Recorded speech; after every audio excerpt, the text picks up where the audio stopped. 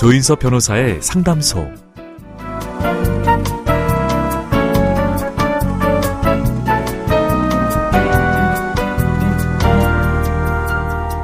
셀리의 법칙, 머피의 법칙과 반대되는 거죠. 놓칠 뻔한 버스를 간신히 탔을 때, 회사에 지각을 했는데 마침 직장 상사가 자리에 없을 때, 이처럼 모든 일이 좋은 방향으로 이어지는 걸 셀리의 법칙이라고 하는데요. 여러분의 일상도 곧 셀리의 법칙으로 흐르게 될 겁니다. 어서 오세요. 조인섭 변호사의 상담소, 지금 문을 열겠습니다.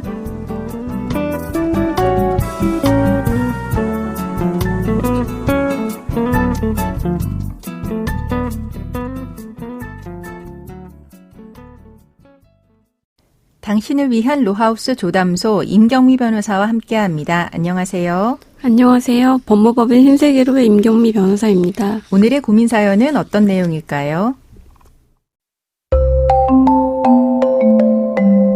저는 결혼정보회사를 통해 아내를 만나서 1년간 연애하고 결혼했습니다.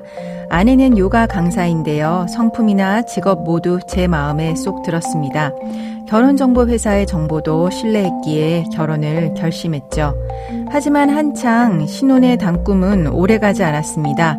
아내의 휴대폰에서 충격적인 동영상을 발견하고 말았죠. 아내가 직접 자신의 몸을 촬영한 음란한 영상들이었습니다. 알고 보니 아내는 요가 강의가 없는 오전에 음란한 영상을 촬영하면서 시간을 보내고 있었습니다.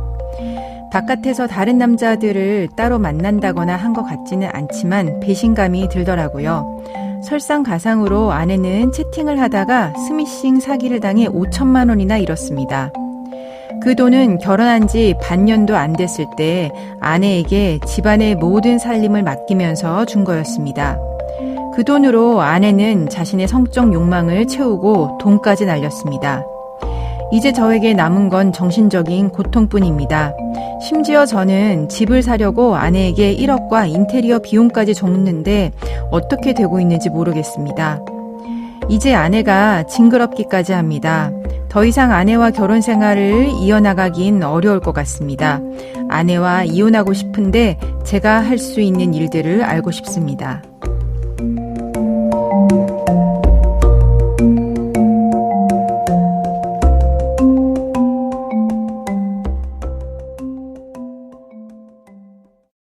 조인섭 변호사의 상담소, 아내의 음란한 행위로 인해서 이혼을 생각하시는 분의 사연이었습니다. 사연자분 상당히 충격을 받으셨을 것 같아요. 아내가 음란한 동영상을 찍은 것도 충분히 당혹스러운 일인데 스미싱 사기를 당했고 큰 금액의 금전적인 피해를 입었으니 엄청난 충격을 받으셨을 것 같습니다. 네, 그런데 이제 사연을 보니까 아내가 지속적으로 사이버 음란 채팅을 해왔던 걸로 보여지거든요. 이거 채팅도 이혼 사유 될 수 있을까요? 네, 민법 제840조 제1호에서 말하는 재판상 이혼 사유 중 배우자의 부정행위는 넓은 의미로 해석해야 합니다. 네. 따라서 간통뿐 아니라 이에 이르지 아니하여도 정조음에 충실하지 않는 일체의 부정행위를 포함하는 것입니다. 그렇죠.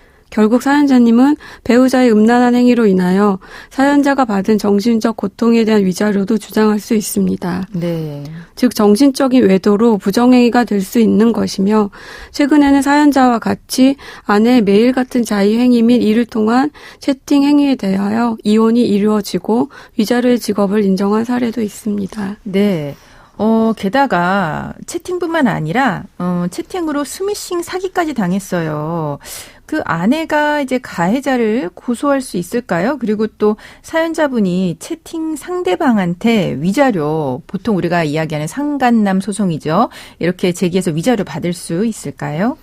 네, 우선 아내분은 채팅을 통하여 사기를 당하였기에 사기 피해자로 당연히 고소가 가능합니다. 네. 나아가 사연자는 아내가 특정인과 채팅을 하고 음란 영상을 주고받은 것이라면 그 특정인을 상대로 부정행위의 공동 불법 행위자임을 들어 위자료 청구도 가능합니다. 네, 단지 이제 채팅만 한 거라고 하더라도 이제 인적 사항이 이제 특정이 되면 상간남 소송을 이제 제기할 수 있는데 이게 또 오픈 채팅이라고 하면은 또 쉽지 않을 수는 있긴 하겠네요. 네.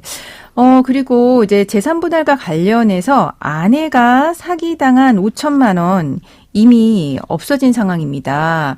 이거 없어진 부분에 대해서 재산 분할에 반영이 될 수 있을까요? 재산 분할은 부부가 혼인을 위해서 형성한 재산을 대상으로 하거나 네. 채무의 경우도 마찬가지로 생활비 등 가정생활과 관련하여 소비한 금원을 나누는 것입니다. 네, 그러니까 가정생활과 관련해서 소비한 금원. 네. 네, 그런데 아내가 사기당한 피해 금원은 사연자와 신혼을 위한 생활비를 위해 사용한 것이 아니고 자신의 성적 욕구를 위한 일방적인 행위로 인한 것이라서 사연자는 이에 대한 손실을 감당하지 않아도 됩니다. 네. 즉 재산 분할에 있어서 위 금원은 없어진 돈이 아닌 보유하는 재산으로 보아 재산 분할 대상이 되며 사연자의 기여를 고려하여 그 비율에 맞게 분할 대상이 될 수 있습니다. 네, 그렇군요.